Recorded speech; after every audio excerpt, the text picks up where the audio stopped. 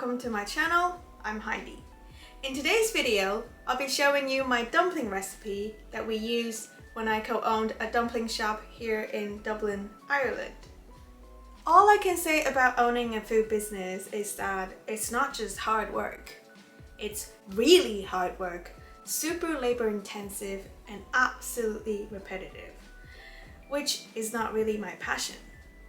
But nonetheless, I've grown so much respect for everyone in the restaurant industry now that I've done it myself. It's not to say I didn't respect them, but I did definitely underestimate how difficult the work can become and how stressful it can be. But I'm still passionate about cooking, which is why I'm working on this channel now. But I will never go back to working in a restaurant kitchen again. I think using my brain to make money is better than using my whole body. I know it sounds weird to say that, but you know what I mean. Working a tech job and being able to work from home is not really my dream, but I'm thankful that I have the option to do that. Now, back to the recipe, which has two parts. One is the dumpling skin or the wrapper, and the other one is the filling. The challenge that people are going to come across with the wrappers as a dumpling newbie is the consistency of the dough. They basically need to be strong enough to hold the filling and not break when you're boiling them.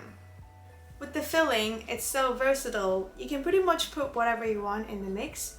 The only thing to pay attention to is the treatment of the protein, aka the meat, or scrambled eggs if you're making a vegetarian version.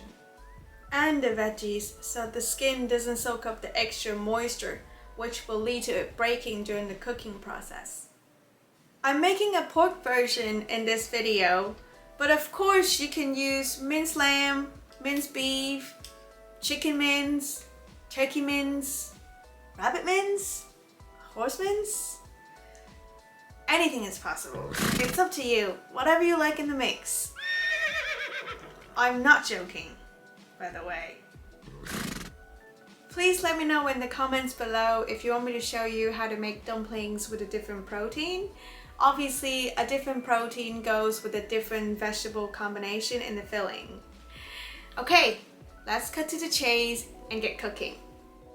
I'm using 500 grams of plain flour, adding about half a teaspoon of salt, and then 45% of water, which is 225 grams. When salt is added to the dough, it helps the gluten to contract, which makes it tighter and stronger, which is what we want, because it's the reason the dumpling skin doesn't break during the cooking process.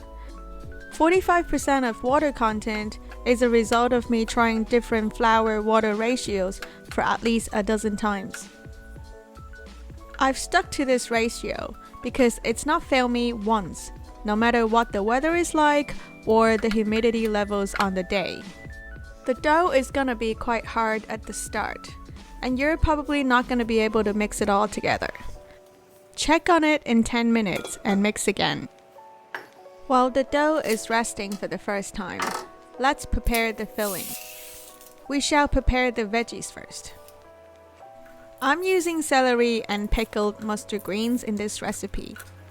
First, I peel the strings off the celery before I dice it for a better texture.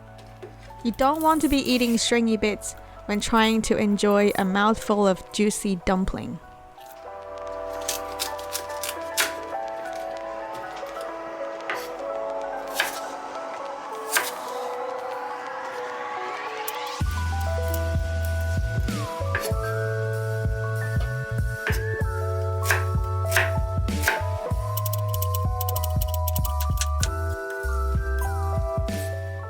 After dicing the celery, add salt in to draw out moisture so it stays crunchy when biting into the filling.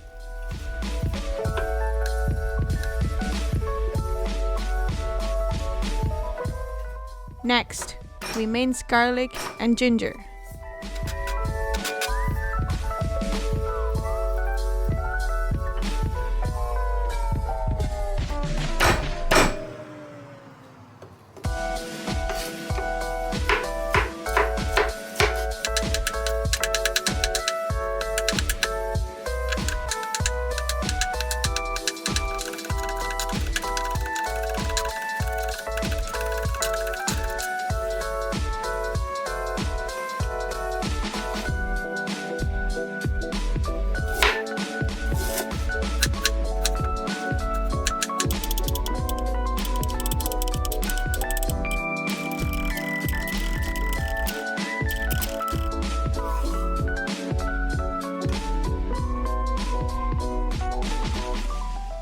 It's been about 6-7 minutes at this point.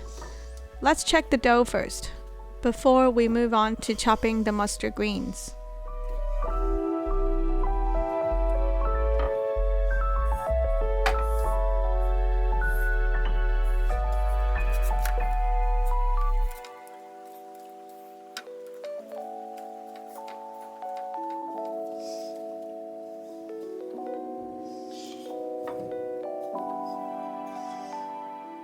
These pickled mustard greens are pretty much a staple ingredient in a Chinese kitchen, so I'm sure you can find them in a Chinese store. I'm using this pack that weighs 350 grams. Before we chop the mustard greens, you have to squeeze out the liquid.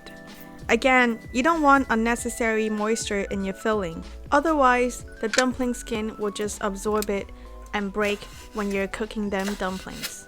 Dice the mustard greens the same size as the celery. That's all the veggies prepped. Before we move on to the meat, let's check on the dough again. There's actually not much you can do with the dough, just knead it whenever you find a gap in between prepping all your ingredients for the dumpling filling, until you're ready to make dumpling skins. This time, the surface is a lot smoother than the first time, but you'll need to repeat this process several times before it's ready. This is 500 grams of pork mince that I got from the supermarket. Add salt, pepper, soy sauce, oyster sauce, sugar, and the minced garlic and ginger, then mix together. This combination of seasonings is the foundation flavor for any kind of protein in the dumpling filling. Use vegetarian oyster sauce if making vegetarian ones.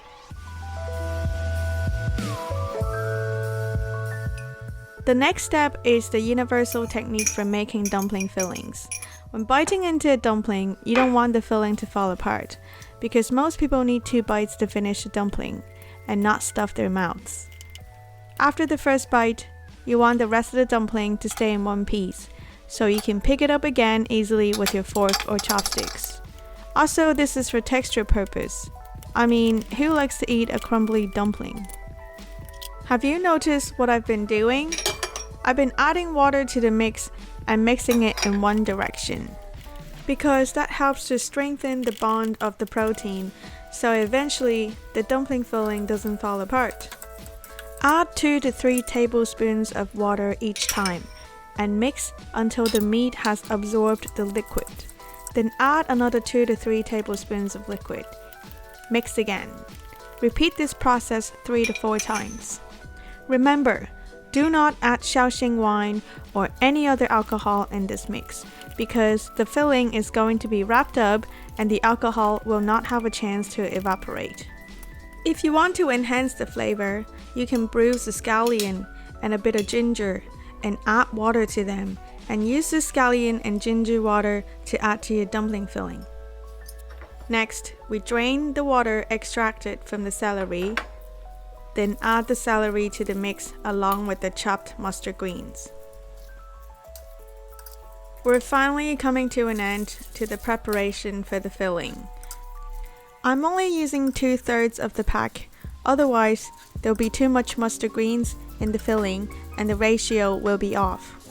Mix it all together, then mix again in one direction for a few seconds before putting it in the fridge for half an hour or so.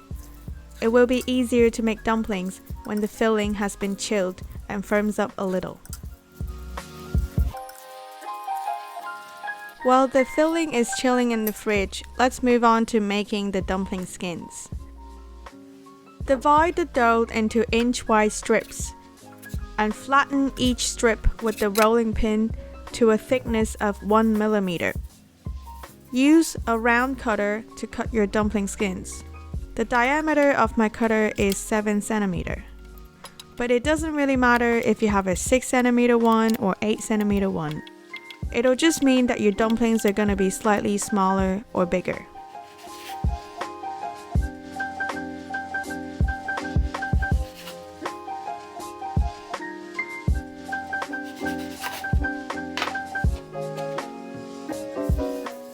You see, my wrappers are a little bit on the thick side, so I'm using a rolling pin to flatten them a bit more. Sprinkle corn flour on each wrapper so when you stack them up, they don't stick together. You can use rice flour too. The principle here is to not use the same kind of flour so the wheat flour doesn't stick easily to another protein. Now, we're finally onto the fun part. But before that, there is an optional step. Drizzle some sesame oil and add some chopped scallions to enhance the flavor profile. You should only add in chopped scallions at the end when you're ready to make dumplings to avoid drawing moisture from them because there is salt and soy sauce in the filling already. The key to ensuring that your dumpling doesn't break during the cooking process is to not overfill it and make sure that there is a strong gluten network in your dough, which means you have to work it, meaning you have to knead it over and over again as much as possible while you prepare the filling. Put a teaspoon of filling in the center of your wrapper, leaving about 1 centimeter on each side. Fold and pinch together. You can see that I stretch it a little before I fold it, just to make sure that the filling is wrapped up and sealed. When working on the ends, stretch the skin on one side, then use your index finger to push it in and close. Use 2 fingers to pinch and seal the dumpling. Repeat the steps on the other end. There you have it, a perfectly sealed up fat dumpling, which you'll be happy about when you bite into it. You cannot enjoy dumplings without a delicious dipping sauce. Here I'm showing you my quick and easy, but most importantly delicious dipping sauce that you can use for other things as well. Heat up your saucepan and add in some oil. Add in minced garlic and chopped scallions. Season with salt and pepper. The amount of soy sauce that you're going to add depends on how many people you're serving. Of course, you can make a big batch and this can be your dipping sauce for steamed fish, steamed chicken, or other steamed vegetables. If you like spicy, feel free to add in some chili. Cook for a few minutes to allow everything to blend together. Add in a teaspoon of sugar to balance the saltiness from the salt and soy sauce. Finally, add in a teaspoon or 2 of sesame oil to bring this dipping sauce to a higher level. You know, it's about the little details that makes your average cooking better. Oh my god! About 2 hours later, this dumpling making journey is finally coming to an end. Boil a pot of water and add in your dumplings, one by one.